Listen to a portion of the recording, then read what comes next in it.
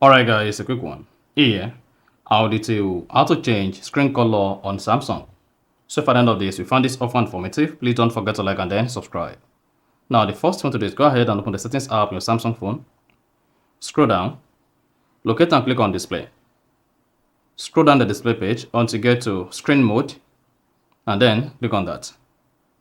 Here, you have access to various screen color. You have vivid and natural.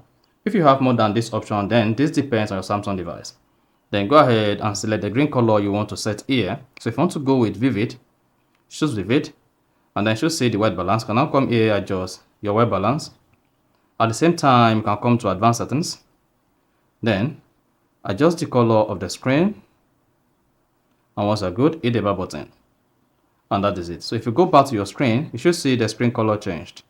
So changing the screen color depends on how you are able to configure the screen mode here.